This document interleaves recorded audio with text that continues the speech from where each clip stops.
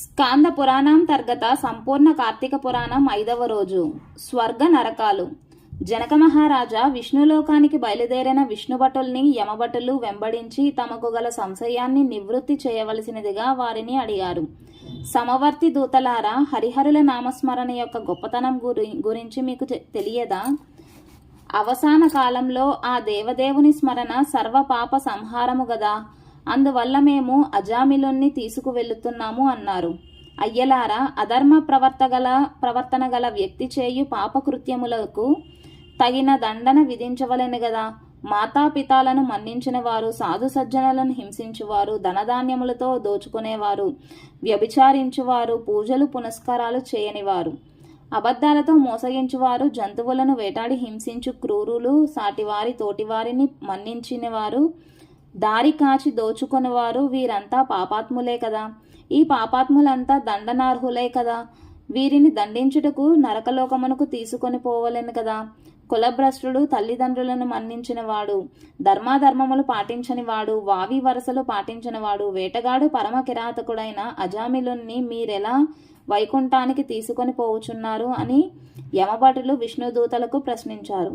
అయ్యలారా, సత్పురుషులు పుణ్యకార్యములు చేయవారు, యజ్ఞయాగాదులు నిర్వహించువారు, తల్లిదండ్రులను మన్నించువారు, పెద్దలను గౌరవించువారు, దానములు చేయవారు, వంచన చేయనివారు, సతీపతి ధర్మాన్ని మన్నించువారు, పశుపక్షాదులను ప్రేమించువారు, సంతర్పణలు పూజలు చేయువారు, అర్హులను ఆదుకొనువారు, పుణ్యాత్ములు స్వర్గంలో వీరందరికీ చోటు ముక్తి కలుగును.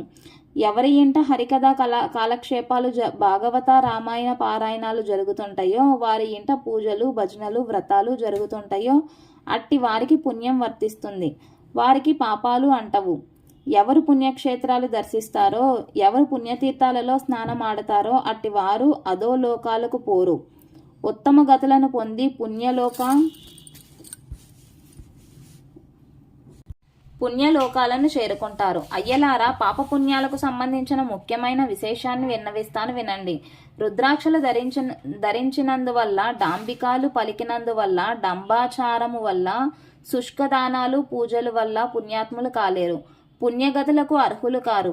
యుక్తాయుక్తులు గమనించకుండా, తామేమిటో తమ ప్రవర్తనమేమిటో గమనించకుండా దుర్మార్గంగా నీతిమాలిన బ్రతుకును వెళ్ళబొచ్చుకునేవారు తెలుసో తెలియకో వెక్కిరింతగానో హరిహర సంకీర్తన చేసిన, అవసాన కాలంలో ఇష్టదేవతా స్మరణను చేసిన సమస్త పాపాలు తొలగి పునీతులవుతారు, దైవ సాన్నిధ్యాన్ని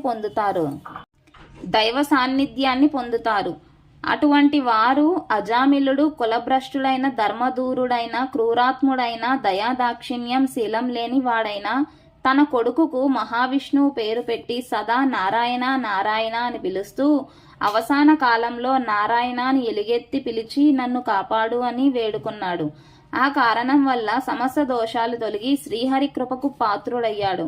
శ్రీ మహావిష్ణువుని శరణు కోరిన వాడయ్యాడు, ముక్తికి అర్హుడయ్యాడు. కనుకనే మా వెంట వైకుంఠానికి తీసుకువెళుతున్నామని పలికి అజామిలుణ్ణి వెంట తీసుకొని నిష్క్రమించారు హరిదూతలు. 5వ రోజు 5వ అధ్యాయం సమాప్తం. ఓం కార్తీక దామోదరాయ నమః.